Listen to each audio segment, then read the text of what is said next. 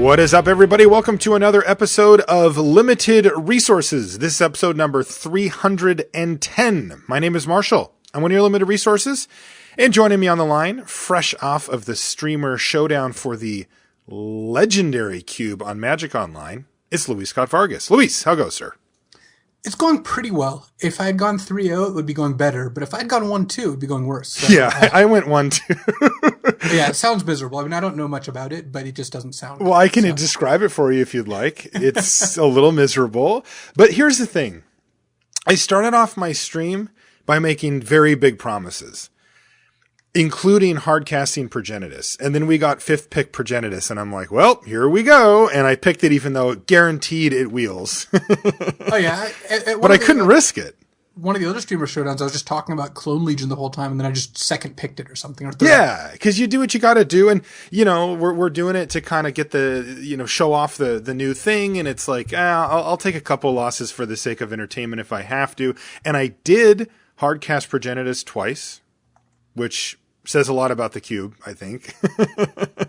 And I had a really good time, but yeah, losing 2 out of 3 matches was a little bit annoying, but anyway, I'll digress. So this week, you just did. Yeah. So this week on the show, we're going to be talking about Sealed in Battle for Zendikar for our main topic. Before we get into all that, though, we've got a few things to take care of here. First, our sponsor, ChannelFireball.com. You know, I always tell you one of the great things about Channel Fireball is that you can go there and get a ton of awesome free content every day over at CFB. And Luis, I wanted to give you a chance to chat about a piece of content that you've been making. You've been writing up some re-reviews. I have. We actually call them set redo. Set redos? Yeah, it's like review, but redo. You see, it's pretty clever. But yeah, all right. I'm sure that's not why you brought it up. The clever name is just part of it. You are correct. Basically what it is I read my old set reviews, and then every card where my opinion has changed, I would say not necessarily dramatically, but where my opinion has changed substantively, where like I think there's something to talk about, I review it again. And that means cards that have gone from, 3s to 2s, or cards that have gone from 1s to 3s, or even some of the cards that have gone just a half a grade, where I think there's something relevant to talk about. And the purpose is just to see where we're at. I mean, we're 2 months into the format, something like that, and my opinions have changed, and I wanted to just go back and look, not for scorekeeping purposes, but because it's interesting to see how my opinion has changed over the course of the set, what ended up being better or worse than I thought. Yeah, and I think it helps dial in where the set actually lies, right? Because the thing is, like when we do our set review, and I've seen you mention this type of thing in your written reviews, like we're talking about here, the ones that originally come out. We hedge a lot. We say, look, if this one type of archetype is really good, then this is probably a card that you want in it. But if it's not, it's not. And it's just too hard to accurately predict which type of archetypes are actually going to be the strongest without playing the set a bit, right? Like that would just be disingenuous if we were just saying, oh yeah, this one archetype is the best. It's like, well, you don't know that until you actually get your hands in the wild and get to play the cards. But what that does mean is that now that you've had a chance to do that, you can go back and look and say, well, now that we know this archetype is good, these cards have gone up, right? And that's really worth noting. And it also, I think, helps you look for traps in your own self-evaluation. This is for, everybody can get better at their own evaluations by going back and looking about how they did, right? And, because sometimes, like, because you and I have, for sure just missed, straight up cards that did it. But at the same time, like, I think we can go back and look and either note that we will have marked out a scenario in which we thought it would work and it was just undetermined. And so we had to put a grade or come to a stance, or where we had assumptions coming in that ended up not being true about the set, whether it would be slow, fast, you could get a certain amount of whatevers, these things that we just have to kind of take our best guess at after looking at the set review, right? Or excuse me, at the spoiler. And then, when we come in, we make our best guess. But then after we know for sure, well, then things tend to clear up. And I think that that's really useful not only for like you to do it for your readers, but also for the readers themselves to look back at cards that they thought were really great and look back and say, you know, that card wasn't really great. What happened? Like, was I just wrong? Was it just not the right spot for it? And I think you can learn a lot as you start to look forward to other sets. So I definitely recommend checking out Luis's redos. Geez, really? Redos on Channel Fireball. Also, of course, you can find singles, supplies, all that kind of stuff. Anything you need to battle, you can find sealed product, all of it over at Channel Fireball. Ooh, this is pretty cool, Luis. So I sent off what are you doing? What are you doing? A dedicated listener gave me packs in. Oh my God. He specifically said not for a cracker pack. What are you're just cracking it open right now? I just opened a Shrine of the Forsaken Gods. Anyway, continue.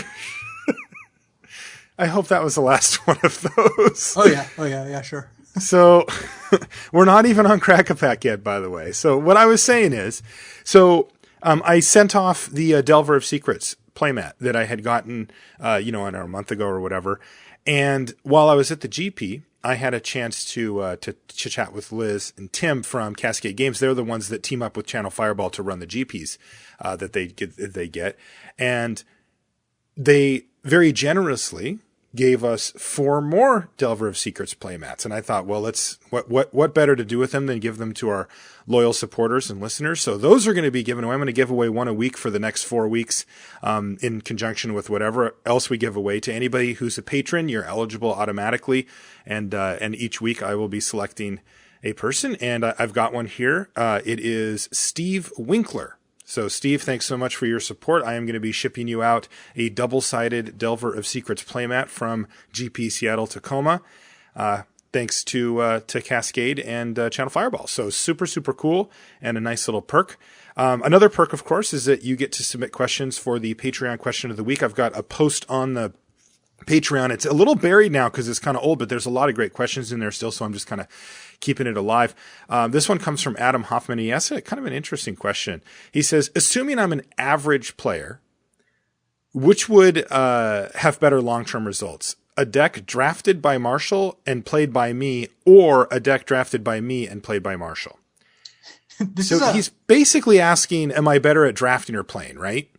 Yes, if his baseline is average. It's funny because I've actually answered this question, not with these specific people, but Ben Stark, who got into the Hall of Fame largely because of his prowess at Limited, once complained that he wishes he could draft all the decks and have me play all the decks. This is back when I was just getting very lucky. And yeah, right. This was back when you were a full-time dedicated Magic pro and tearing up the Pro Tour every single time. His point, and set aside that it was me because it could have been whoever, was that Ben thought his edge was in the draft and not the play. He thought he was a good pro at playing. Not necessarily he thought he was above average. I mean, don't get me wrong, Ben. Yeah, I mean, he's a friggin' platinum pro, blah, blah, blah, but yeah. But he thought that if you looked at where he was getting his percentage, it was just in the draft. He would end up with enough better of a deck that he doesn't think that he was getting an edge at playing. He said he's not even the tightest player, even though, again, he tends to undersell himself.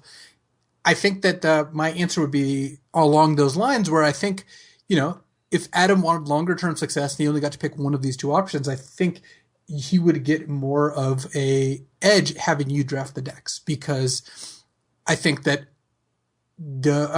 assuming you're playing against a bunch of people of, roughly equal skill, or, an average player, some people are some better, some worse, you're going to get way more of an edge if the decks you draft are just like a point or two better on the scale, if not more. Right. Yeah. And that's my instinct on it as well. Is that I think I'm quite confident and proud about the way I draft. I'll usually, I know when I make mistakes, and I do, but I'll put up my draft decks up against most people's and feel pretty good about where I'm at with that. Pretty much anybody. I feel very confident about the way that I draft, but my play skill, compared to a Ben Stark or a full-time Magic pro, isn't quite there. I can look back at the videos I make and I can see mistakes. I'll still make mistakes that are fundamental strategic mistakes. That if I would have just stopped and asked myself, now wait a minute, why did you do this? Because, and then maybe ask myself 2 or 3 questions. Is this game going to go long? Yes. Does this favor you if the game goes long? No. Whose deck is better if the game goes long? my opponents. And so then you attacked here, and I'd be like, yeah. And, you know, that's just wrong, right? Like, and maybe it worked out, maybe it didn't, but like, there's times when I'll still make that level, that fundamental level of mistake, even if, you know, generally speaking, I'll see most of this stuff on board and I'm okay with that kind of stuff. So yeah, at least I know from my perspective, you know, I think that being aware of your own strengths and weaknesses is certainly something to be, you know, it's something that can help you get better. And it's what I've worked on. And I mean, you can never be perfect at draft. Like, I think that's something that I'm just always going to be working on and always striving for. But I know that as far as gains, like the most gains I could make is for sure in play. I mean, I'm still, it's funny because you come such a long way, you know, like I've come so far from when I came back to the game and I was just completely clueless. Like you started from the bottom and now you're here. I did. I mean, when I came back, I had no idea what I was doing. I had no clue. I didn't know how the rules worked. Like, I just, you know, and that was in like, you know, 2009 or whatever. And I was like, I mean, yeah, I just had no idea what I was doing at all. And then, you know, I built it up and built it up. And like now I can look at my play and I can feel, you know, pretty good about it. Like, I'm pretty good and I like that. But like, man, you know, I hang out with you and Ben and like, you know, really, really good players. And I'm just so bad compared to you guys. And it's like, oh man, it just, I think it's part of the pull of the game, right? Is that the ceiling is so high that like even somebody like me who, I mean, I game for part of my living with poker. I dedicate a hell of a lot of time to Magic and getting better at it. And even then I can just be at a dinner table full of people and just be like, I suck at this, you know? And like, I'm not even close to where I want to be with it. And like I said, I actually, even though that is a little humbling, it also, it genuinely is one of the big pulls for me, because if I felt like, you know, after 5 years, I was just world class at this game, you know, that I don't think I would like to play that game for that much longer. Like, I would just be like, well, I guess I kind of figured this out and that's it. And, you know, I'm equal with some other group of people that cared enough to figure it out. But the truth is I'm not. And so, anyway, I find that a fascinating thing to really take a hard look at yourself and figure out what you're good at and what you're not. And even finding the positives in that is kind of interesting. Oh yeah. It is super motivational for me that Magic has such a high ceiling. I mean, you said you sit at a dinner table and you compare yourself to people around you. I can get that by myself because I used to be better than I am now. And sure, it is always something I'm going to compare myself to. And, you know, I think that there's a chance that maybe at some point I'll have the time and I'll be better than I was before. Maybe not. Who knows? But either way, every time I play Magic, I feel like there's things I could learn and there's ways I could get better. And what this question boils down to is just like some of the different areas. And in my estimation, most people would probably, I think, improve more if they focused more on the drafting part than the playing part, because the playing part you just naturally get so much more practice at. Like, what percentage of your time have you spent drafting versus playing? Like, how many games of Magic have you played? You've played tons of games, but how many drafts have you done? And it's like, you know, you've probably done a draft for every, like, most people it's for every like 50 games of Magic or something. Yeah. So if not, and, you know, some people the ratio's higher, most it's probably way lower still. So that's the part that I think a lot of people undersell in terms of how difficult it is. Yeah, for sure. Okay, crack a pack on me cracking a pack for the show. Is that okay with you? Oh yeah. So this was a listener request. I do not appreciate this, listener.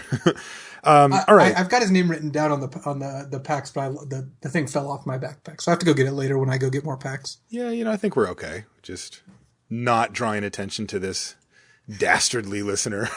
All right. Well, I had a pack given to me by Morgan. And Morgan, she does a draft series over on Gathering Magic that you can watch. She drafts every week over there and does her own series too. So thank you, Morgan, for that.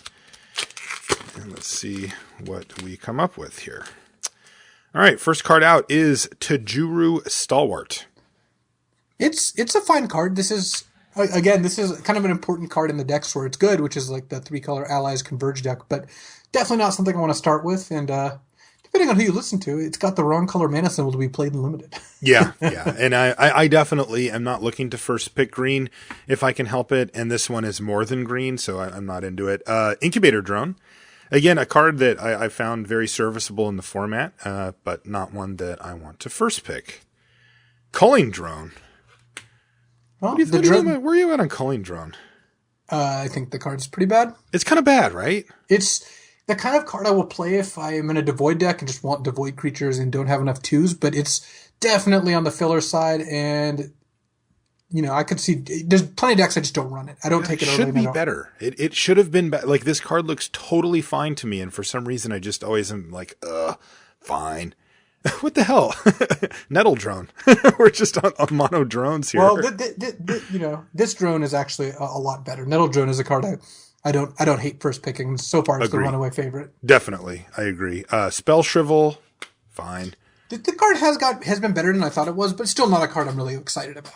Yeah, the thing is, it still does counter things in the late game, and that does matter. Also, this format didn't end up being one that was super all about 2-drop, so it's not like, you're sitting there and they play their 2 and you're looking at your Spell Shrivel and you're like, well, crap, I'm gonna get trounced by this stupid, Topin Freeblade type card or whatever. You actually are countering relevant things with it, which makes it playable. And it exiles, which, adds up with some of your cards. Totally. Ooh, this one does too. Complete Disregard. All right, well. Sorry, Nettle Drone. Yeah, Nettle Drone's kind of out the window here. Complete Disregard is just, a very good card. It's a high tier removal spell, so you're just going to take it early. All right, we've got Complete Disregard's big sister here, Scour from Existence. Yeah, Scour. Not quite the same. It's, 1.5 times the effect for 2.5 times the mana, so yeah. It doesn't sound great. And honestly, even though Complete Disregard is good, it's not the most mana efficient card. This isn't Lightning Strike. This isn't a 2 mana deal 3. This is kind of a 3 mana, well, not deal 3 exactly, but 3 mana to kill something that costs 3 or 4 mana. So yeah, and occasionally 5 mana, right? Yeah, there are, there's the 2 5s or a 3/5. Yeah, it does happen. Or a wall, right? Something that costs 2 mana. But it is funny though, right? We've grown conditioned now, like to bad removal, basically, where we're like, ooh, hyper efficient Complete Disregard, even though it's 3 mana conditional, but this is as good as we get now. Wavewing Elemental, only when I have to. Not a fan of that one. Yeah, the one. card is not spectacular. It's bad. It's better than Sealed. Fair enough. Yes, but true. yes, it's not a kind of card I prioritize.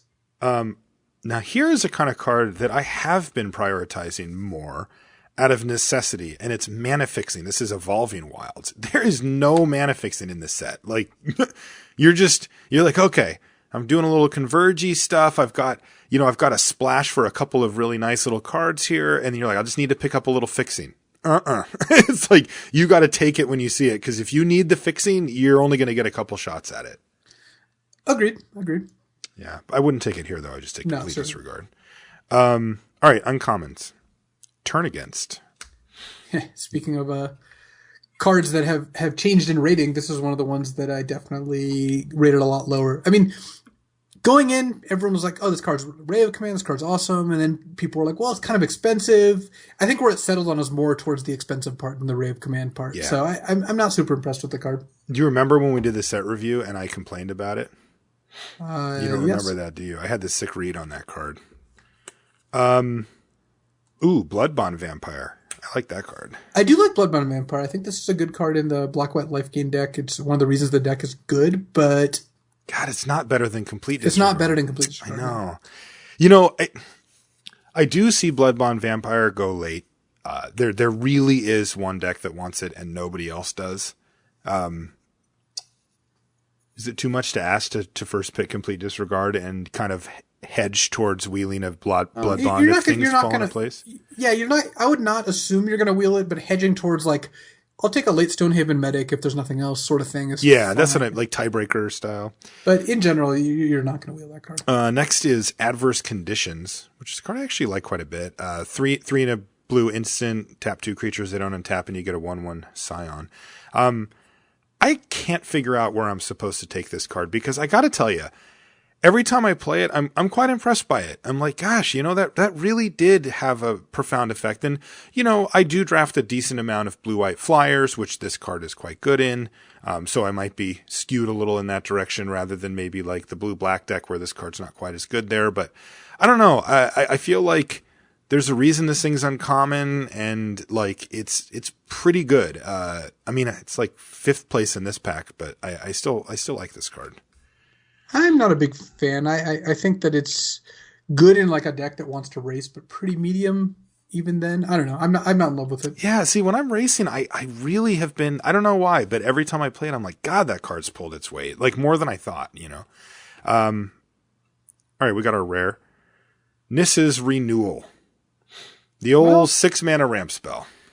Yeah, the card is a little better than I thought also, just because gaining 7 is good, and sometimes you do want to ramp to 10, but in general, this isn't a card you're going to play. Yeah. We've got an uncommon foil as well, and it's Royal's Retribution. I like Royal's Retribution. I don't like it more than Complete Disregard, though. Yeah, I don't know. Nothing jumped over. I would actually take Evolving Wild and Nettle Drone over it as well. Oh, you would? Mm-hmm. Like if Complete Disregard was some junky common, you would take Nettle Drone. Like, what would you take, actually? Let's just take Complete Disregard off the table here. I think Bloodbond Vampire? Nettle Drone. Nettle Drone, Blood Bond. You still have Turn Against in this pack? Yeah, I'm not really taking that over like a Blood Bond, though. Okay. But you like Nettle Drone more. I mean, it puts you into a deck that's more open, right? You can be black-red or you can be blue-red and be pretty happy with the Nettle Drone, where if you take a Blood Bond Vampire, it has a higher ceiling than Nettle Drone, but it only goes into one deck exactly, and if you don't get that deck, it's probably not even going to make the cut for you. Yeah, Nettle Drone is... it fits into multiple decks, and you can, at the worst comes to worst, you can just play it in like a red-white aggro deck and it's still a fine card. Yeah. Blood Bond fits into exactly one deck, just about. I mean, you can play it in a black, like, X deck that isn't white, but it's just not going to be very good there. Yeah. So, even though when Blood Bond goes off, it goes off. Yeah, we're going to completely disregard the rest of the pack then and just take that card. It is sweet, and there's a reason. Okay, so that does it for the weekly stuff here, but that leaves us with a pretty juicy main topic here, Luis. So we, one of the things that you mentioned when you first came onto the show, you kind of noticed that people were wanting a bit more sealed advice for sealed deck tournaments, which makes a lot of sense, right? You go to a PPTQ that's limited and you're going to be playing sealed if you go to a Grand Prix, like the one coming up on the weekend, Grand Prix Atlanta, which I know a lot of our listeners are going to be at. You're going to need it sealed. And if you don't know how to play sealed and you're not versed in how the sealed format goes, well, you don't never get to draft because you're not making it to day 2 or you're not making it to the top 8. So sealed is important. Now, a lot of our listeners draft weekly at their local shops or play on Magic Online a lot. So we do tend to talk about draft more in general, but I like this. I think that this is correct to take a show and talk about the sealed format here for Battle for Zendikar. So that's what we're going to do. We're going to go deep into it. How many, I had a chance to play a grand total of 3 sealed events this week, Luis. I was hoping to play a few more than that, but that's all I did. How many did you get to play? I did 8, I believe. Yeah, and so good. I also built a couple more pools that I didn't play just from people who like sent me pools. I had some, I've been talking to some people who are going to Atlanta, just some friends of mine, and they sent me some. We just talk about pools and sent me a couple pools that I built. Yeah, and it's interesting to think about that too before we dive into the details on like. There are certain, we usually talk about diminishing returns when we talk about these type of things, right? Where it's like, how many sealed pools should you build in preparation for a GP, right? I think most people will understand that 0 is not enough. And like, let's say that, I was going to go to Atlanta and I was like, I got to prep for this thing. I know the cards, but I haven't played enough sealed, and I did 3. Well, I think 3 is actually way, way, way more than 0, right? Like that gets you a feel for some of the things that you're going to see and gets you an idea. And then I think definitely you're leveled up again when you get to where you're up at the, 8 to 10 range. And then after that, I don't know. I mean, how high would you think you'd go before you start hitting diminishing returns where you're kind of, spinning your wheels? I actually think, I think something like 30 at that point, you're probably pretty good, but you've seen it all. Again, I've brought this up before. When Owen was doing sealeds over and over and over again, he did incredibly well at sealed Grand Prix, and it's not just because he kept opening good pools. Just you do get value from I think your first to third, or first to fifth sealed pools probably give you the most value. Your 5th through 10th give you still a lot of value. Mm-hmm. Your 11th through 15th give you less value than the previous 2, but still value, and then it keeps basically going down. Yeah, it's like a curve at that point.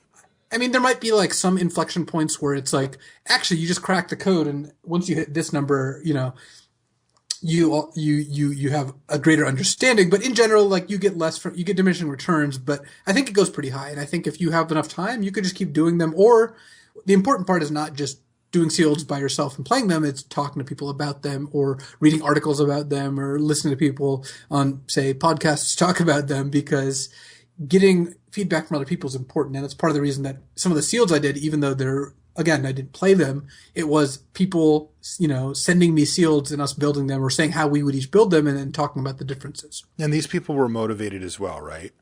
Yeah, these are all people going to it. Yeah. So that's a big deal. Cause I mean, imagine you don't care about Atlanta at all, and somebody comes up and says, hey, build this sealed pool for me. You might do it, right? You might do it as a favor or whatever, but you don't have a strong motivation to really get into the nitty gritty of exactly what's going on with it. But that's why it's really good to find people that are in a situation similar to yours, where they've got a PPTQ coming up or a GP coming up, and they really want to get in there with you and, kind of get their hands dirty on it. Okay. Enough of that. Let's get into the meat here.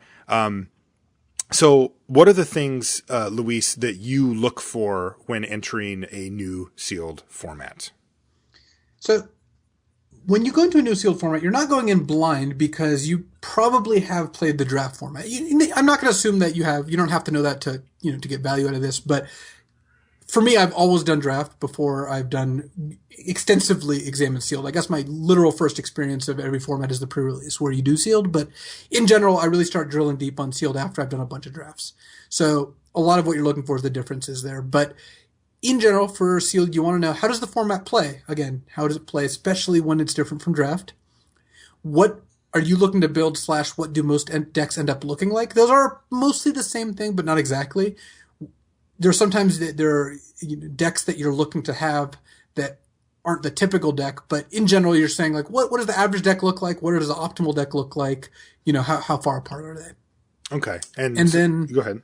I was going to say, what cards and colors are different in value between sealed and draft? Because one of the dangers, especially if you've done a lot of drafts and very few sealeds, is you'll do something like look at, Brood Hunter Worm or Wavewing Elemental. These are cards I'm going to mention later that just get a lot better in sealed. And if you say, oh, well, blue's not very good, when it has 2 Waving Elementals, which actually are just quite good finishers in sealed, then you might just build your deck completely differently, just because you subconsciously or even consciously thought one of blue's better cards is actually one of their worst cards, because Wavewing is bad in draft and it is good in sealed. Yeah, and that's huge, right? And it is about those gaps, because I don't know, is it just our schedule that leads us down this path? Because I'm the same way, where I'm really hyper-focused on draft when the set first comes out, because I know I'm going to be in the booth at the Pro Tour commentating on it, and I want to make sure I know what's up.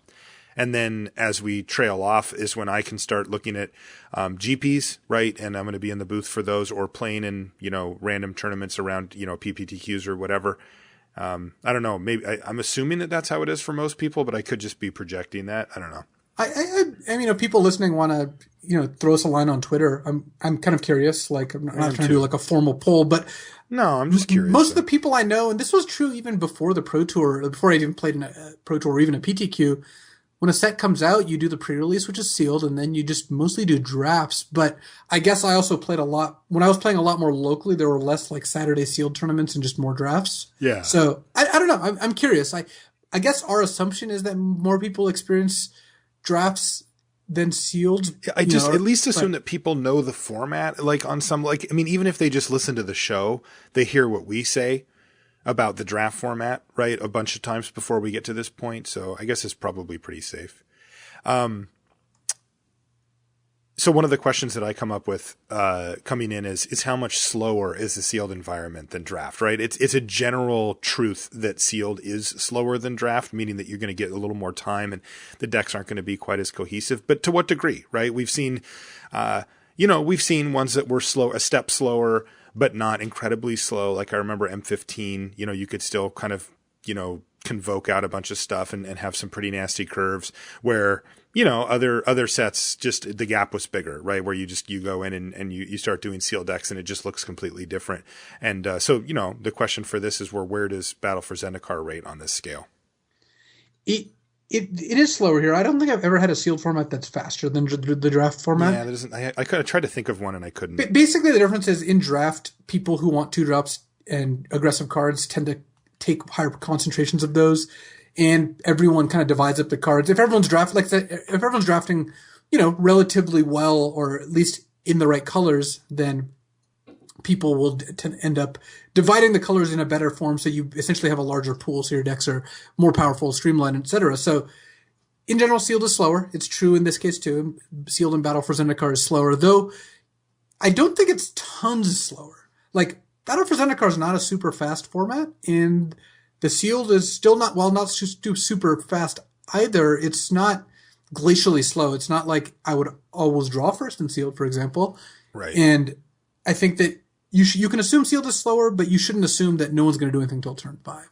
Yeah. And I think that's it's just an important checkpoint to come in and try to get an understanding because that's going to inform a lot of your decisions while building about what you can get away with and what you can't and how good your pool is and all that kind of stuff.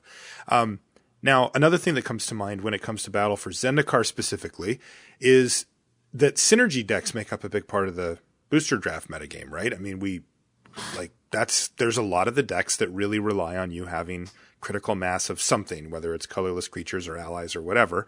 And, is that the same thing in Sealed? Because typically it goes down, right? Typically since you don't get those choices about having, prioritizing mediocre colorless cards because they're colorless over, in a vacuum, more powerful cards like you can in draft, usually it goes down. Is that the case here? I mean, how often do these synergy decks even show up?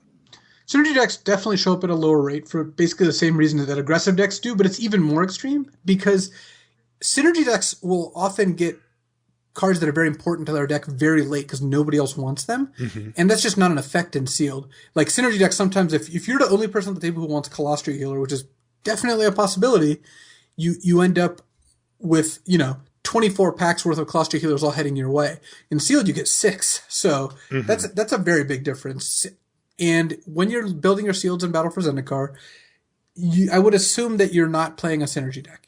In general, you're going to build a deck based on the cards you have in front of you and their individual power levels, not really how they combine. I mean, there's some synergy stuff going on. These cards still exist, but in general, you're going to play against way less black-white life gains or devoid decks or ally decks or what have you, just because those decks just have less cards to build from. Yeah, it's funny because you almost have to go back in time, right? Because when you first get the set and you look at cards, you don't know what the environment looks like as they work together. So oftentimes you kind of have to lean back on, well, in a vacuum, this card's pretty good. And, maybe you have a little idea of where it might go from there, but it's hard to kind of piece it together. And then you learn a draft format and all of a sudden, when you see a Colostria Healer or a Bloodbond Vampire in a pack, you're like, oh, wow, like that's a card that's very important for a certain archetype, and I'm getting it 5th pick. That's a big deal. I'm going to take it and move in or whatever. And now you have to undo all that and get back to, well, how good is Bloodbond Vampire if you're not triggering life gain every turn? And it turns out it's not very good, right? It's pretty mediocre. So it's interesting how you have to kind of, back yourself up to where you were before, after taking all the time to learn the intricacies of a draft format. So what if that's the case, what are we trying to build? What do these decks look like? The ones that, we want, talking colors, curve, all that kind of stuff. So between all the Seals I built and also like looking at a ton of lists, Magic Online is a good resource. I just actually went and checked out all the lists that went 5-0 or 4-1 at the Battle for Zendikar Sealed Championship qualifier, which is just these 5-round sealed events. The average deck is well above 2 colors. Mm-hmm. Almost none of them are 4+, though some of them were, but the vast majority are between 2 and 3 colors, with 2.5 to 3 being, I think, more common than like 2. And what that means is that most people you play against are going to be splashing a 3rd color. Not everyone. Some people definitely have a 2-color deck, and I would say about slightly less than half of the decks I built are 2 colors, maybe about half, but everyone who's above 2 colors pushes the average up to above 2. So you're going to be playing against and building a lot of 3-color decks. And ideally, if you get the card, you'd rather be 2 colors. You'd rather have the power level within, you're concentrated well enough. You don't, the Disaster's opening 6 good cards in each color, but not having enough to build a deck. You would hope that you just open, 12 good cards in 2 different colors and then have enough cards that you can just play a 2-color deck. But frequently you're going to want to splash a 3rd color. Also, the fixing you have definitely determines that. If if you end up on like an 8/7/3 mana base, like let's say you're black white and you're splashing red, you for like a Dragon Master Outcast or something along those lines, whatever it ends up being, and playing 8 plains, 7 swamps, 3 mountains isn't the end of the world. That's not a terrible mana base, but it gets significantly better if you get to play something like 8/7/2 in an Evolving Wilds, or 8/7/3 in a Pilgrim's Eye. So Evolving Wilds and Pilgrim's Eye are really, really high up on the list of cards I'd love to open as a result. Most decks, besides being 3 colors, are also on the slower side. Again, slower than draft, partially because you get to play more of your good high drops because you just get to open more rares than in draft, and because you're 3 colors. So sometimes people just stumble on mana and don't get to cast their 3rd color's worth of spells on time. Most decks don't have a ton of 2-drops, partially because this format in general is just kind of light on them, and in Sealed that just holds true. It also, in winning decks, you're going to see less 2-drops because I think the 2-drops end up being pretty bad. Random 2-mana 2/2s like your Culling Drones of the world are just not cards you want in your deck. 18 lands is by far the most common number. A big part of that is that if you're playing 3 colors, sometimes you just need 18 lands to get the right mana symbols. Also, if you're playing 7+ drops, you want enough lands to cast your spells, and there are lands that kind of reward you for playing extra lands, though those do fight against playing 3 colors. Blighted Gorge is a lot worse in a 3-color deck than a 2-color deck. Right, totally. And the last note's kind of a minor note. The best decks, I think, are white, because white just has a higher concentration, or just has the best rares and a lot of the best uncommons. I mean, it doesn't have like the actual best uncommon, Grip of Desolation, but it has Retreat to Emeria, Stasis Snare, Quarantine Field, Gideon, Planar Outburst. These cards are all, Emeria Shepherd's great in Sealed. Like, when you're playing in the later rounds of the tournament, if you're like undefeated, I would expect to see slightly more white decks than not.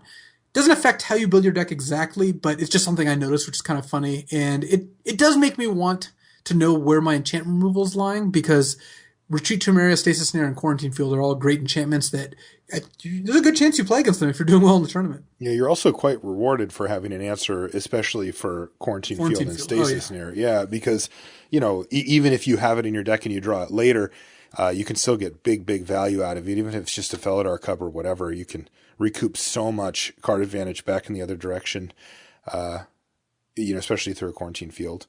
Are we playing or drawing? This is a big question for Sealed.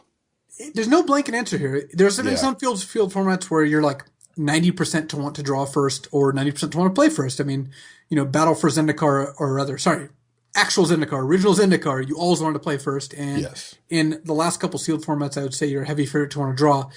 This format I'm actually fine with playing first with a decent amount of decks, just because you have impactful drops in the middle of the game and impactful drops in the late game. And if you have a couple ramp spells, or you have ways to have a good chance of hitting your land drops, then it's not terrible to want to play first, especially if you don't have cheap removal. So what I'm really looking for when deciding whether to draw first are cards like Complete Disregard, Tightening Coils, Gideon's Reproach, Touch the Void, Eldrazi Sky Spawner. These are all cards that help catch you up when you're behind.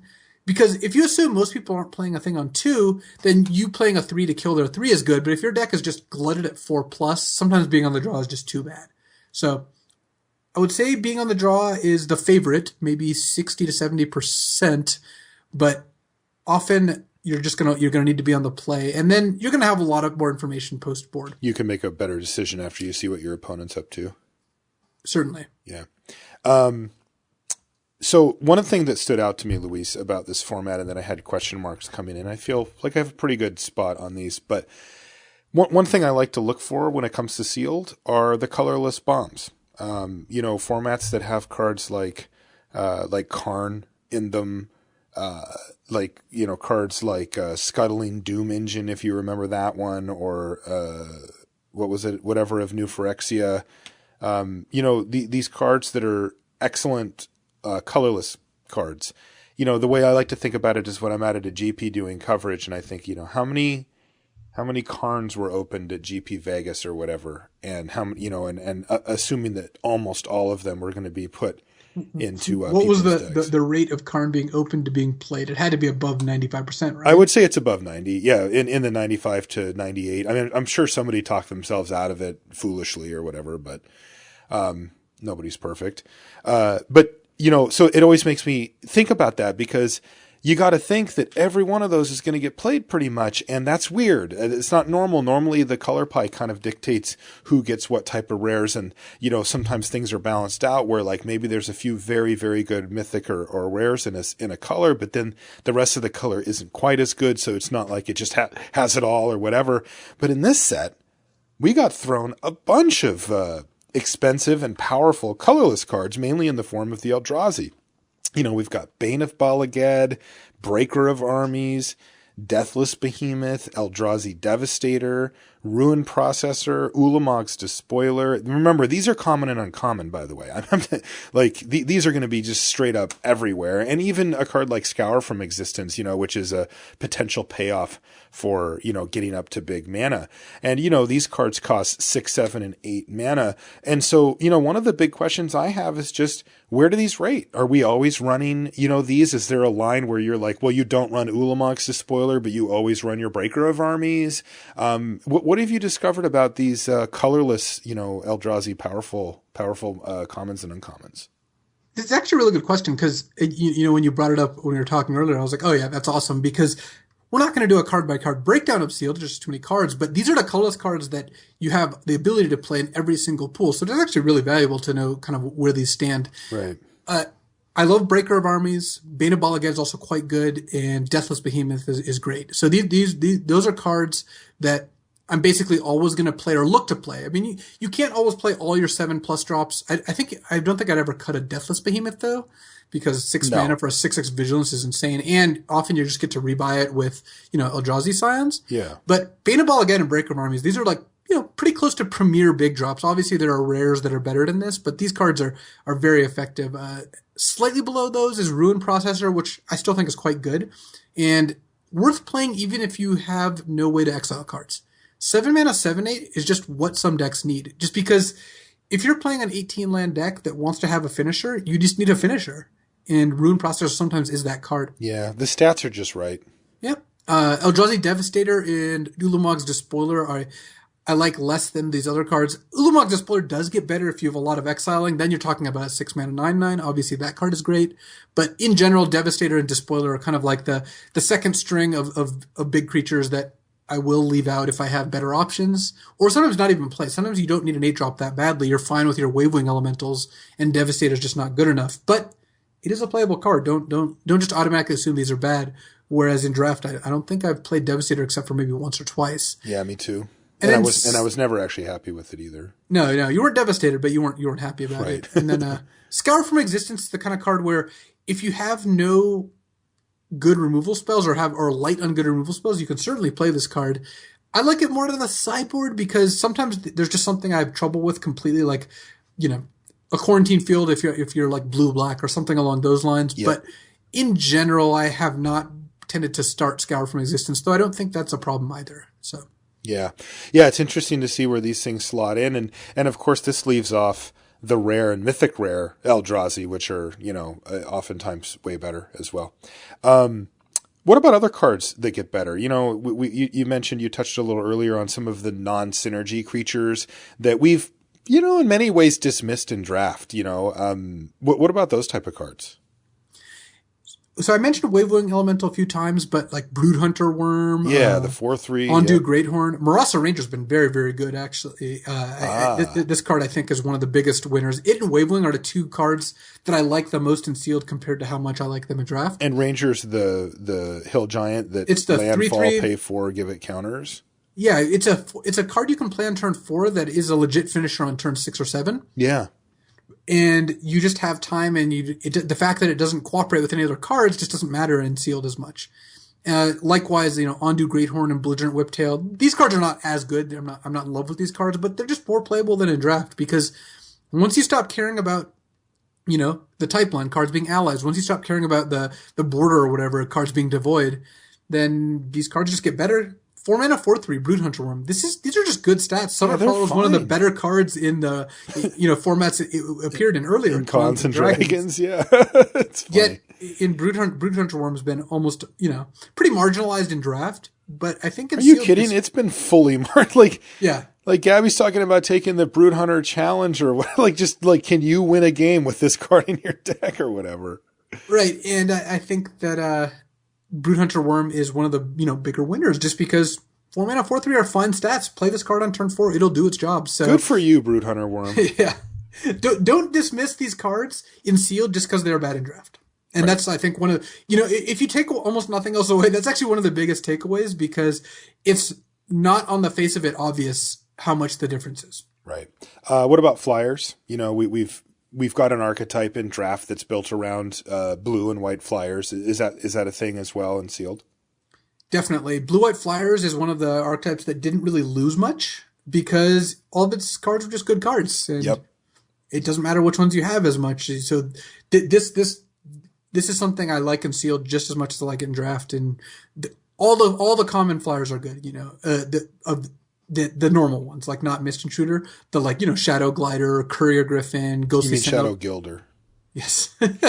All these cards are fine. I'm just going to play all of them. And this is part of the reason I think white is so good. White is also really good in Sealed just at the common level because very few of the white commons are actually synergy cards. And they're just powerful, yeah. Just have a bunch of great cards. Sure, Stonehaven Medic is a bit of a synergy card, but just about every single other one is just a fine card. Sheer Drop, Smite the Monstrous, Gideon's Reproach, all the flyers. I'm pretty much in for playing white and Sealed, and the flyers are a big part of it. Right.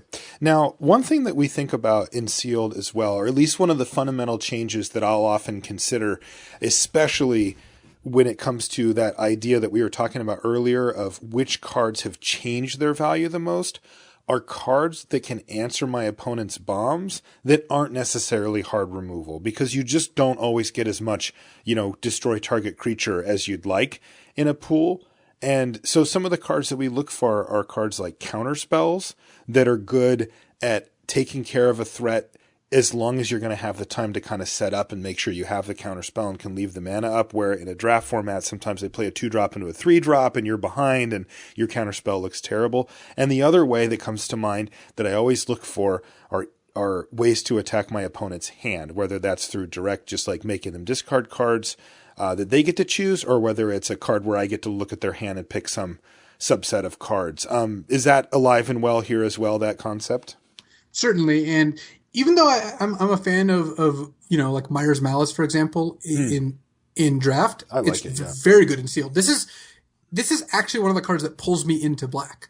Just when everyone's trying to cast these 6+ drops, casting a Myers Malice, even if it's without Awaken, is very good because we've kind of gone over the scenario before. But what if you cast this even on turn 4 and your opponent's hand right now is lands 5 and 6, a 7-drop and a 5-drop? What do they discard? They have to discard a 7-drop and a land, and that's just a huge boon. Yeah, you just killed one of their best cards. I'm glad that you brought that up again. I think that that's a fundamental thing that's easy to I've seen people make somebody discard 2 of their 3 cards, and it was a scenario that you were describing where it was an expensive card and 2 lands. So the opponent's discard 2 lands, because maybe I'll get back up to the mana. And I think that the person felt disappointed, I just got 2 lands. I was hoping to get something better. And I don't think that they realized that, as this links back to something else that we've discussed on the show quite a bit, which is that you don't necessarily hit the land drop on the turn that if you're trying to get to land 7, that doesn't happen on turn 7. It happens on turn 10 or 11. And if you're hoping to get to land number 8, you're talking about turn 13 or 14. If you make them discard 2 lands and they're sitting there on 5 mana or whatever, you probably just bought yourself 6 to 8 turns of not having to face down their bomb. And then some of the time you just get their bomb on a land anyway, and you're happy about that. So yeah, don't make sure that you're properly categorizing, how these cards actually play out in Sealed, which is that, you're putting a huge dent in their plan even if they discard the 2 lands, relatively late in the game, assuming that, in any case, actually, because even top decks at that point are worse for them. So it's a good thing. As long as you're getting two cards out of their hand, that's a big thumbs up in Sealed. And one of the things to note, too, is that one of the weaknesses of discard is that top decking it in the late game when no one has cards in hand is pretty bad. And Myers Malice still makes you a 3/3. It's never dead. Mm-hmm. So Transgress the Mind is also a great card. I think the card's actually good in Draft, even though I didn't initially. And yeah, I think it's a great card in Sealed. Counterspells also better in Sealed than they are in Draft. I mentioned Spell Shrivel earlier, and I actively like Spell Shrivel in Sealed. I would Generally play 1, sometimes even play 2, just because people are trying to play 6 drops, they're trying to play 7 drops, and Spell Shovel's going to counter those the vast majority of the time. It also, in Sealed, you frequently are short on ways to exile cards, and, getting to play your Oracle of Dust and get an extra loot or 2 because you cast a Spell Shovel is pretty good, because you'll play Oracle of Dust because it's a 5-mana 3/5. You don't have to worry too much about being able to power it, and just having incidental ways to do so is a bonus. Sure. Another thing I look for when again, thinking about Sealed in a bigger picture, right? Which are the cards that are movers and shakers? One of the ones that comes to mind is, okay, we've got a slower format on our hands here. What about some of the cards that look powerful maybe, but just are a step too slow for draft would come up. And some of them are even fine in draft for that matter. But the slower cards, 2 of the cycles that come to mind for this set are the retreats, right? The ones that landfall give you value. Well, if I'm going to get more triggers over the course of a slower game, maybe some of these bump up enough in value to be better. We've mentioned Retreat to Emeria, which is fantastic in draft and in Sealed, but maybe some of the others, poke up a little higher. And then the Invokers, right? There's, 3 Invokers or whatever. There's like two and a there's half. 2 and then the Hagra guy. Yeah, there's Hagra Sharpshooter, Orin Reef Invoker, and Valakut Invoker. It's kind of funny. Yeah, which is weird. I guess I just had those grouped in my head. But anyway, these type of cards as well, right? Like, I've been impressed by Valakut Invoker, for example, in draft as a late game mana sink. It's been really impressive. But now we're going to get more late games, right? Since we're in a slower Sealed format. So, how much do these change around? Are these, and have any of the retreats gone up significantly for you? The retreats actually haven't. I mean, the good retreats, well, basically Retreat to Emeria is amazing, and you should always play it. It's just a bomb. The other retreats I actually don't think change in value that much. Retreat to Hagra, Retreat to Kazandu, these are like the slightly more controlling, maybe late game retreats. They just don't have high enough impact. And then Retreat to Valakut is still just an aggressive card that you'll play if you're aggressive, which is less likely in Sealed. And then, Retreat to Korahom, I'll leave that one to modern Night of the Reliquary decks. Yeah, that's what I was thinking too. And that has been my findings as well. I think I ran the Black Retreat just thinking, okay, well, maybe this thing just gets really annoying over the long course of the game, or maybe allows a creature to attack through, a stalled out board. And while those aren't, those are somewhat true, the problem remains that the overall impact of a card like that isn't very high. And you kind of need to draw it at the same time, at the right time. If you draw it very late in the game and you've kind of emptied out your lands, it really has a pretty minimal impact on the game. You have a big misconception listed here. I do. Address this. This is the most common question I got because I streamed a lot of my Sealed practice. So we've talked to some degree about how, green is bad in draft, and a lot of other people have talked about it. This is a very common topic.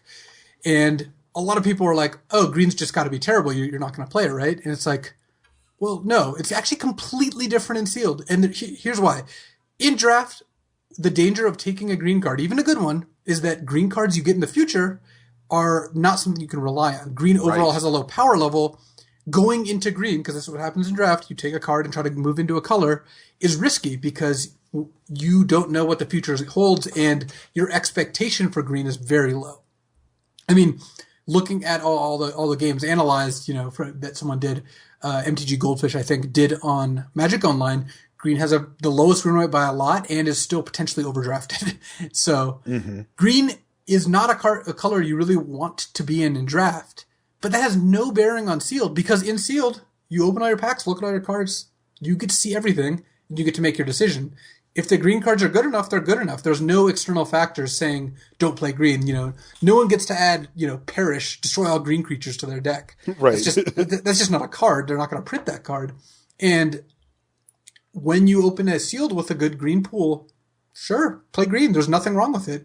The problem is in draft, you don't know when it's going to go poorly, and often it will go poorly. In Sealed, it's the same as every other color. So I'm not saying you should try to play green, but you also shouldn't try to not play green. You should just look at your cards and decide whether green is good enough. And yeah, but that's super important, right? Because it's so easy to carry that in. and just be like, green's off the table. I don't want to be there. This is one of the biases you have to watch out for. And, green being bad is something that I think is true in draft. To what degree, a lot of people disagree, and that's fine. But no one's arguing that green is good. And in sealed, it's on the same footing as the other colors. And actually, green, I think, is pretty reasonable because it's so low on synergy cards that often that you're going to have enough playables in the color.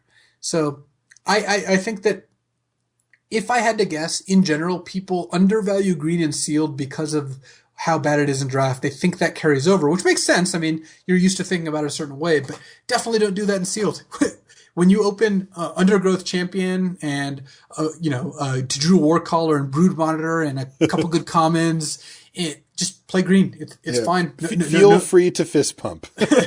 No one's handing your opponent stacks of death marks to kill all your green creatures. Right. No, but I wouldn't have thought of this, because I'm just used to playing a lot of these different formats, but this question got asked over and over again. So it clearly is something that is on a lot of people's minds. And it's good to ask these questions. It's good to challenge your assumptions. It's good to figure out, wait, I thought green sucked. Oh, wait, yeah, but in sealed, that doesn't matter. So that's really important. And I think that learning about that is something that'll give you a pretty good advantage on someone who didn't think about, who just thought, well, I've done a lot of drafts, so I can just play sealed. They'll just be like, well, green sucks, and then move on. And that's definitely not something you want to do. Okay, now this next part I'm actually looking forward to quite a bit here. Because I think I've given this both in written and podcast form in the past, and I don't think we've really gotten this from you in such a clean way. But basically, you've outlined how you approach building your pool here, right? I mean, you're going to take us step by step and look at how Luis Scott-Vargas approaches a sealed pool from, sitting down, opening up the booster packs, all the way through to exploring all of your options. So take us through this. I think this is going to be a really fascinating look into your approach. Oh God! What the? Are you opening a sealed pool right now? No, just opening a pack. I got an ally encampment. It's not really worth anything. Good. That's called justice.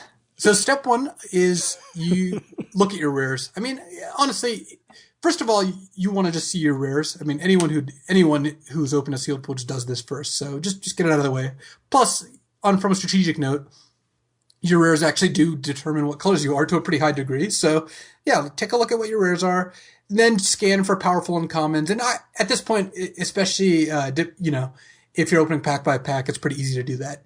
What you want to do is I sort by color. And here's one of the things that you get an advantage of practicing about is if you know what the unplayables are, you can sort by color and pull out the unplayables really quickly. And that gives you just more time. You don't have to look, at the cards like your Royal Mage's Tricks or your Lava Step Raiders that you're not going to play in almost any circumstance. I mean, cards like Royal Mage's Trick aren't unplayable. That card in particular is a little better in sealed too, and you're eventually going to look through your unplayables just to make sure you didn't miss anything. But on your first scan, the card Royal Mage's Trick is not going to influence what color you play in anyway.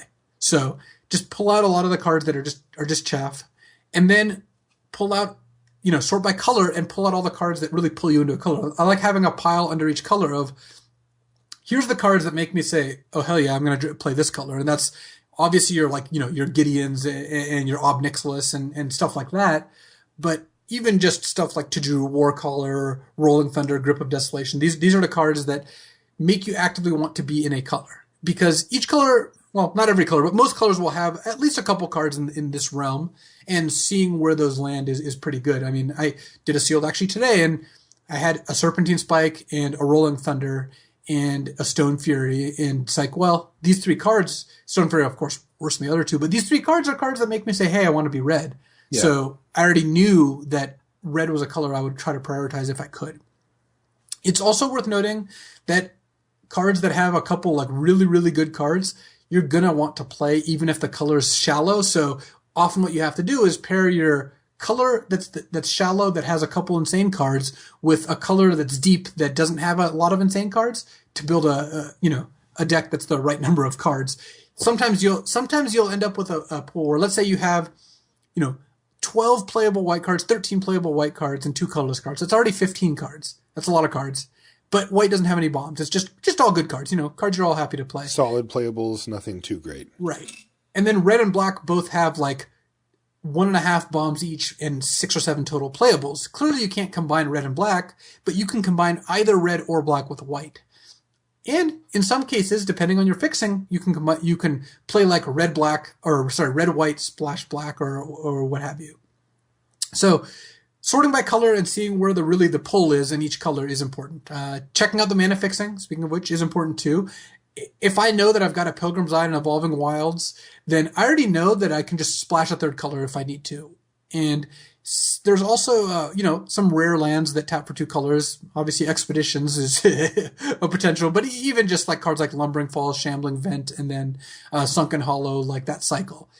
Having those does push you slightly in a direction too. I had a pool where I knew I was going to splash a color because I had 2 Converge cards I wanted in an Evolving Wilds, and I ended up splashing blue in my red-green deck instead of black because I had a Lumbering Falls. That is a good tiebreaker. So knowing where you stand on mana fixing is important too. I then will choose kind of a color pair to base around. And again, going back to what we mentioned earlier, you're building based on power level. You're not generally building based on synergy.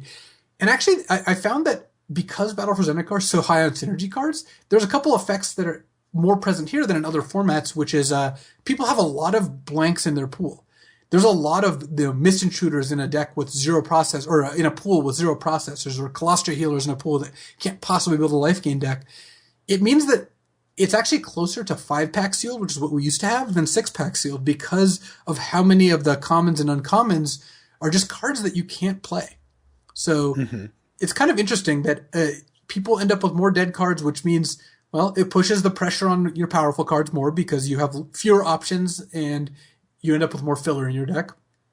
It also means that some colors are just going to be very far from playable. Black is, I think, the color that most often is just like, wow, there's no chance I'm playing black. You just look at black and it's got 13 cards total and 7 of them are just these like terrible synergy cards that you just don't have the support for. And it's just like, well, it rules this out. So that's a real cost to building a set like this, right? Just it definitely as an aside, like that's a big deal. Like to put that much heat on, especially like you look at the uncommons and the rares as your sort of, raw power level type cards, to put that much pressure on those in a sealed format that's tough. It is, and it's even funnier because you end up in a spot where if people encounter the set outside of the context of the set, like someone just buys 2 packs at a random store, they're going to look at some of these cards and be like, wait, what? Yeah, these are all bad. They don't do anything. The reward is that synergy decks are really fun and engaging and a lot deeper than you would normally you normally have. So your vacuum, yeah, for sure.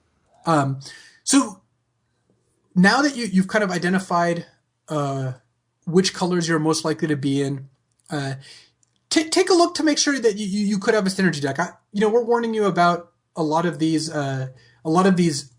decks that just like, oh yeah, you don't have the synergy cards. The synergy cards are bad and all that. But realistically, you will end up with a synergy deck every now and then. And the one that I think is the most common and to be on the lookout for most is the Devoid/Processing deck. Because first of all, go ahead. I'll ask you after. I was going to say Benthic Infiltrator is just a fine card. Yeah. This is a good blocker. It pecks in for damage. Again, Oracle of Dust is another card I find myself playing a lot because 5 mana 3/5 is not a terrible fail case. Ruin Processor. Like, you just end up with these really light processing stations, I guess, or processing decks where you have something like 1 to 3 processors and like 2 to 3 ways to enable them. Once I'm up to like 4 processors, I will play a Mist Intruder just because at that point, it's kind of earning its keep. But in general, playing a deck with a couple ways on each side is actually fine. You're not going super deep. You're not drafting building the deck that's like, yeah, I'm playing all the processors and ingesters and I'm really, I got a cohesive deck here. It's more like my deck has 2 Benthic Infiltrators and a Spell Shrivel, so I just put a Merc Strider into my deck because most of the time it's going to work. Now, do you expect that deck, just to go one step deeper on that specific, archetype for Seal, do you expect it to be 2 or 3 colors? Like, are you expecting to see red in that as well, or just the 2 colors? Just blue, black? Oh, it just depends on what cards you open. Yeah, because I've seen it 3 colors. I've seen people splash the red side of it a couple of times already. They're basically Grixis colorless, and it might have a sub-theme of getting some ingest going, but it might just be kind of the good colorless cards across the the spectrum, assuming that they can actually cast them. And I haven't really seen... So of the synergy decks, the ally decks certainly happen sometimes because the allies, they play pretty nicely with non-allies.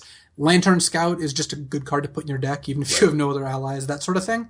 So Tajuru Warcaller is a great card, even if you have no other allies. So a light allies deck works. The Devoid deck sometimes comes together.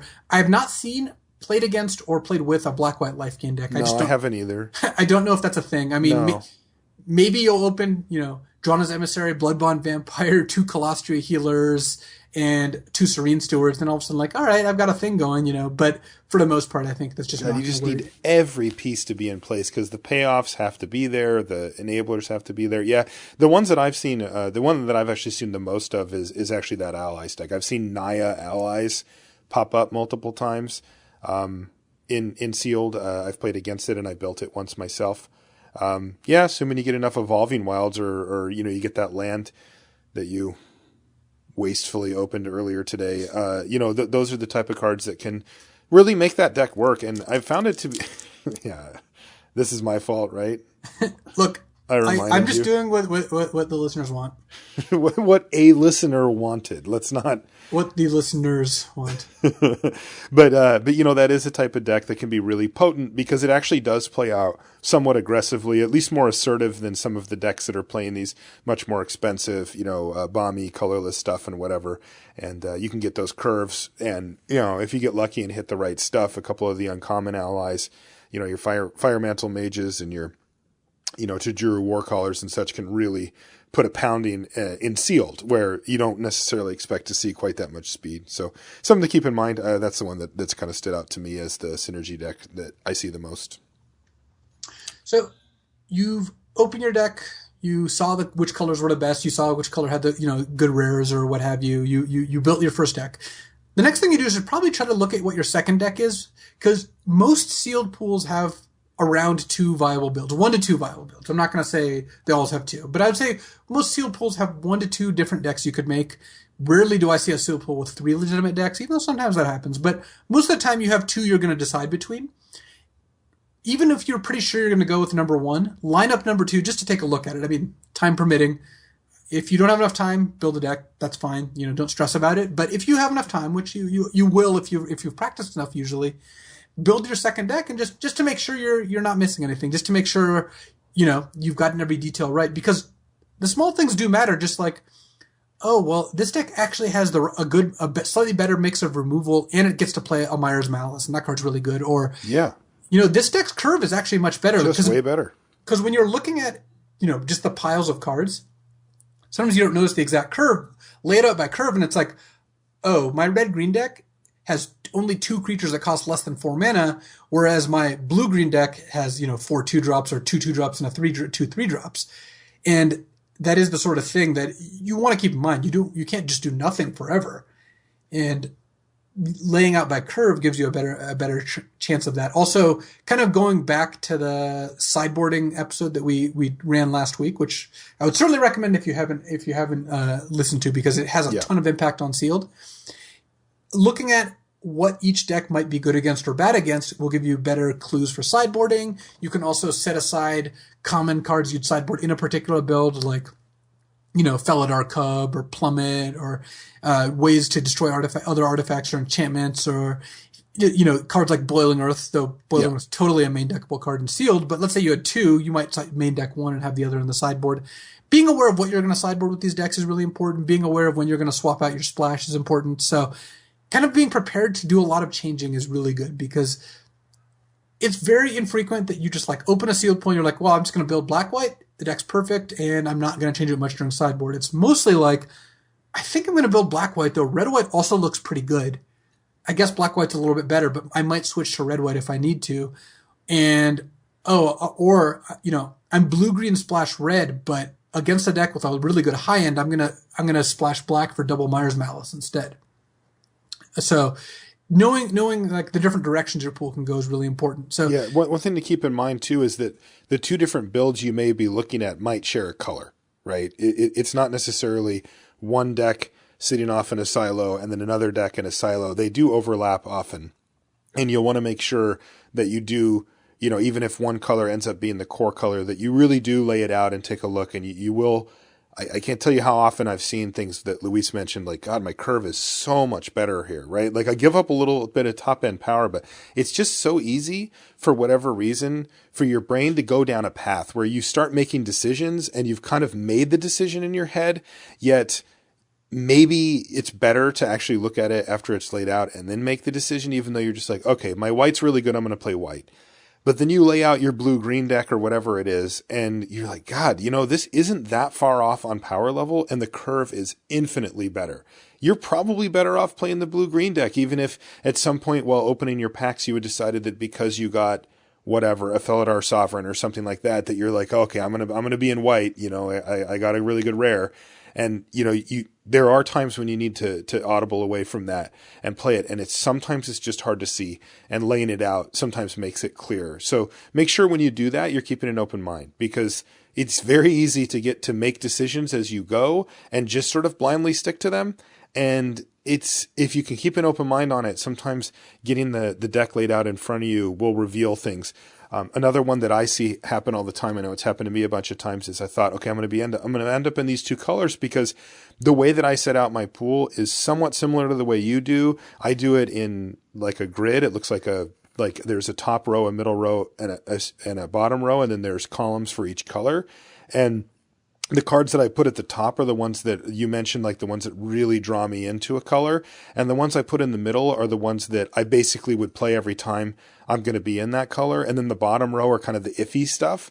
And sometimes my top row will have, 3 cards in one color and 3 cards in another, which is a lot. Like, if I have 6 cards in my deck that are really pulling me into those colors, that's really good. But then I won't notice until I've actually laid it out that the middle section, the section that has the C minus, the C pluses or whatever, those were thin. And when I actually lay out the deck, I'm on 19 playables, right? And I could put in a couple of other cards that are serviceable, but like these aren't the kind of, like these are cards I really don't want to play in my main deck. And all of a sudden I look and, while I have the best stuff at the top, I'm short on playables. Then I swap out one color that instead of having 3 cards that are really drawing me in, it only has 2, but it fills in that curve. And even my 22nd card, I'm like, yeah, that's a pretty good card. I'm not sad to play that one at all. And all of a sudden, here's my deck. Even though, again, when I was laying it out, I had started to already walk down this path of being like the one with the 2, the big numbers at the top as far as drawing me in goes. So really important to keep your mind open as you do that last stage. It's considering our alternate builds for your pool is really important. And even if often you won't switch off of where you ended up, and that is true, I would say, probably 70% or 75% of the time I just stick to what I thought I was going to play and make it work. That other 25% or whatever pops up like a lot. It's like, 1 in 4 times I'm like, crap, I thought I was going to play these 2 colors. I had it decided in my head. And now I'm not, because I found a better option. And if I would have just stuck to it and never looked at it, I wouldn't have found it. So make sure you keep an open mind when you do that. Definitely. And, on the one hand, we're saying, hey, play your powerful cards. On the other hand, it's like, make sure that you actually have the mid-range cards. Yeah, you got to build a deck to support them. I do think the powerful cards are more important. If I opened a pool that had Quarantine Field and Gideon, I would play white, even if I had literally 0 other white cards. I would just find a way to make it work. Those cards are just too insane. Mm-hmm. But and that's not a realistic scenario, because I would never open 2 rares that are that good. But whatever, Mr. Pack Rat Mizium Mortars, Pat Cox just shuffled in his bed right now. But in general, you need to make sure that you kind of have both halves. And there are ways you can get around it, like we said, splashing, combining a shallow color with a deep color. But let rares guide you, but don't let them blind you. And I think that's balancing that is, again, I don't want to sound like a broken record here, but practice is really important, and kind of knowing what works and what doesn't is the sort of thing. We can give you the best handholds we can, but playing actual sealed is by far the best way to supplement that. Did you have fun playing sealed? I did. And, I actually, we're recording this the day before I leave to go to GP Atlanta, which was something, it was in question, but I actually ended up deciding to go because of the sealed practice this week. I played a bunch of seals this week and was like, this format's not bad. The games are interesting. The sealed decks are a little scrappy because people are kind of short on playables. And I actually like that. I like that a lot of the sealed decks are just like, our mediocre cards battling. Sure, the rares are really important. When someone has a great card, they have a great card. But a lot of the battles are just between these mid-range cards. And I do like that. And I also like that this set has a lot of great rares that get answered by, decent commons and uncommons. This was not the case in, say, Fate Reforged, which is just like 38% insane rares, most of which didn't interact with commons in a meaningful way. Mm-hmm. This set, your opponent's going to play a Guardian of Tazim. That's a great card. It's one of the best cards in the set. You can still Demon's Grasp it. You can still Smite the Monstrous it and, move on with your life. So I like this format. I think it's a good amount of fun. Ask me in 3 days, but I will actually, because this will be one of the few times I'm not at the GP, so I'll be rooting you on as a fan from home instead, which is I'm kind of looking forward to it though. Man, it's so crazy how this stuff works. I can totally I've been gone for 5 weekends in a row. I'm ready to not be gone for a weekend, and even I'm just sort of I wonder if I could get a ticket, because I want to go play. I want to go play in a GP, but I've made the decision I'm going to stay home. Though it does look like I'm going to play in a PPTQ this weekend at Sealed as well. So nice. My 3 sealed pool builds that I did on Magic Online hopefully will come in handy there. And this discussion I'm sure will have helped though, because I learned a lot as well because you got to do more of them, and you had a lot of smart things to say about it. So. Yeah, we'll see. Hopefully, I'll do well at that. There's another resource I wanted to point people to. Yeah, Neil Oliver's Neil Oliver wrote not a very long article, but I think a good one. It has some good meat in it. He wrote an article on Channel Fireball about 4 keys to battle with Zendikar Sealed, or Battle for Zendikar Sealed. Mm-hmm. And I think he's also played a lot of Sealed, so. We're saying a lot of the same things, but I think it was a good article to read. So yeah, and he actually did hit on a few things that we didn't. So yeah, I agree. I think it's worth checking out. And Neil's a friend of the show. He's been on the show as a guest host, and I'm sure we'll have him on as a guest, at some point as well. I love the way he approaches the game. It's a little different, right? He's not just sort of the run of the mill pro who just says all the things you think they're going to say. He's a little different, and he's not afraid to take a stand on something that he thinks is correct. And he's not the type of person that just says stuff. He actually does it. He'll actually play a bunch and come to conclusions, and it's fun. I trust his opinion, and it's interesting to hear some of the stuff that he comes up with. Especially in comparison to what you'll hear more normally. All right, well that'll do it, right? I think that's what we've had to say on Sealed. Again, I foresee doing an episode on Sealed for every set that comes out, unless I have trouble imagining a set where there isn't just something good to talk about when it comes to Sealed, because the difference between Sealed and Draft, I think, is bigger than most people realize. Yeah, I agree, and I think it really adds a lot of value to these episodes, and I think that's why people are asking. This format in general, I mean, the difference between Battle for Zendikar Sealed and Battle for Zendikar Draft is a lot bigger than the last couple sets. So I think this. Even having to lay this out and talk about it certainly helped me a lot, kind of get my thoughts in a cohesive manner. Well, you're going to go put them into action this weekend. But I certainly hope so. Yeah. All right. That will do it for the show this week. I want to remind you that this show is brought to you by channelfireball.com. Again, you can check out Neil Oliver's article. You can check out Luis's redos. Is that what you called them? Set redos. Said in the same cadence as review. Yeah, so that's the connection. I'm doing the motion with 2 fingers meet, Thank you. And of course there's videos, the podcasts go up there, and you can find a full selection of awesome Magic products, including sealed products, singles, all the stuff that you might need.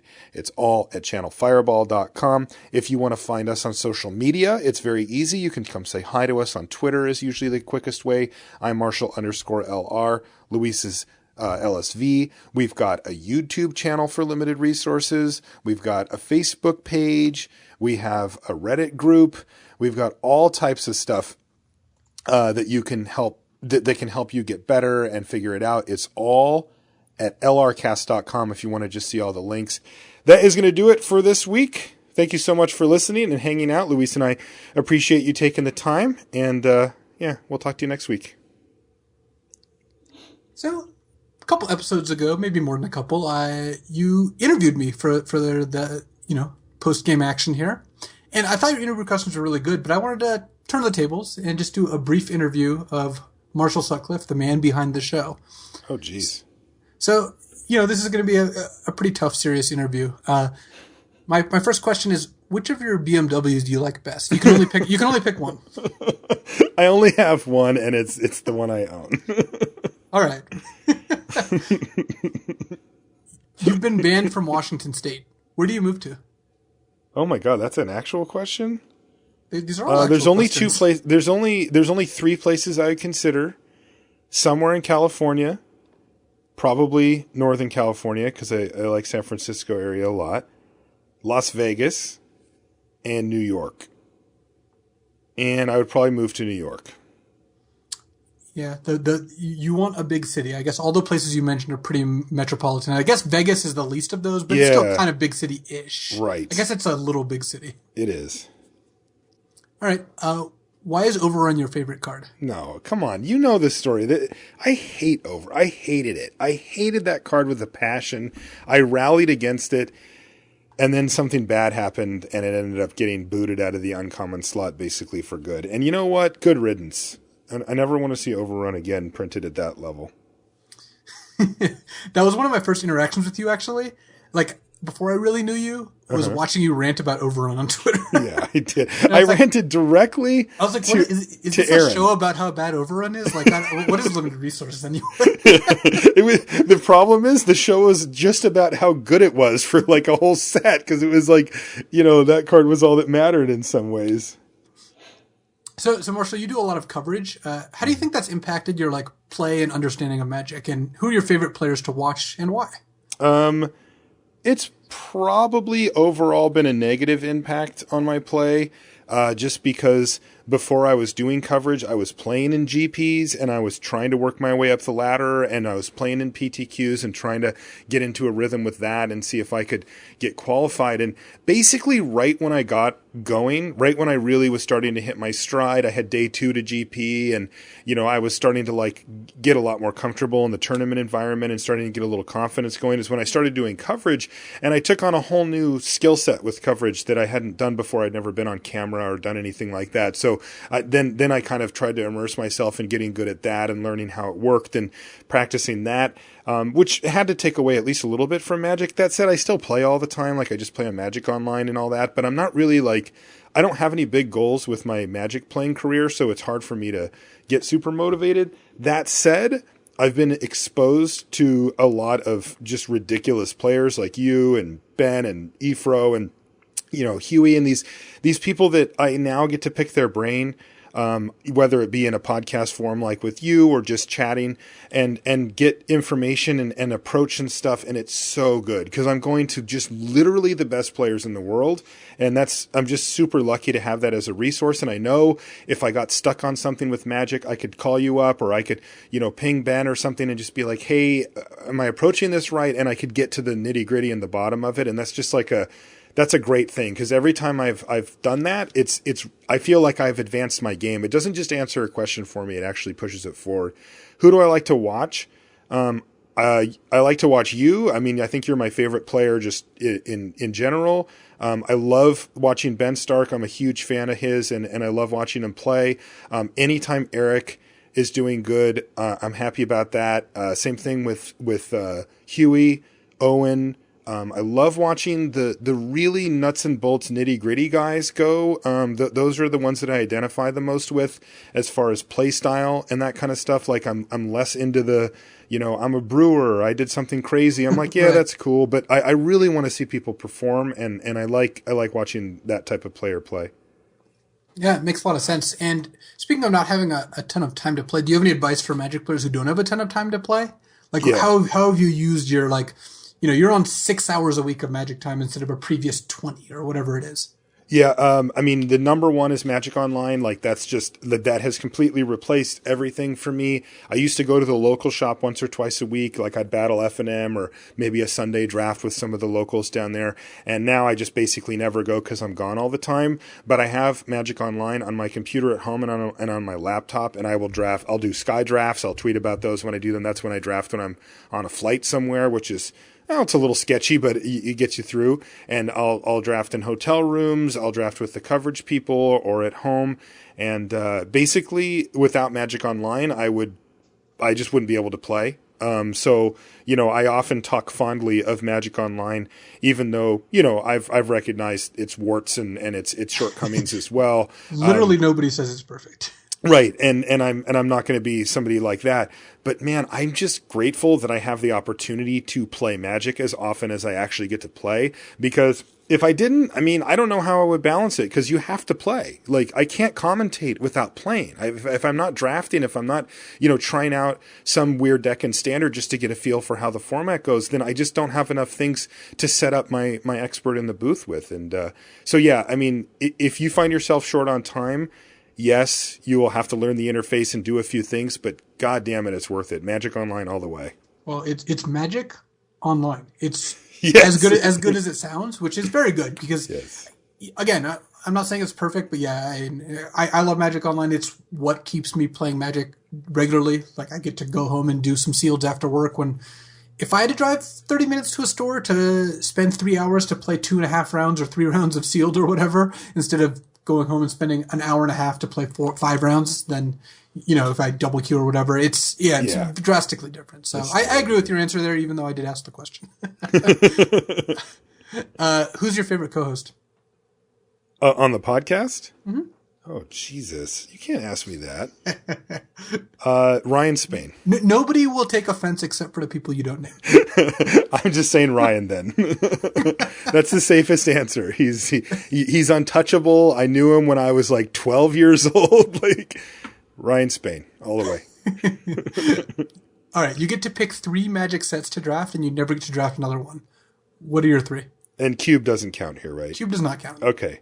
My 3 are Innistrad, triple Innistrad, triple Rise of the Eldrazi. I think everybody knows that. And my 3rd is either Modern Masters or M13, and I'm going to go with Modern Masters. All right, I knew what your first 2 answers were going to be. I was just mostly curious about your 3rd. Yeah. But all right, that's a pretty good range. I think those actually all provide meaningfully different draft experiences, but they're all very fun and very deep. Yeah. And lastly, I've heard a lot about something called Canadian Highlander. Sell me on the format in 1 sentence. It's Cube that you get to play over and over and over again. Alrighty, that'll do it.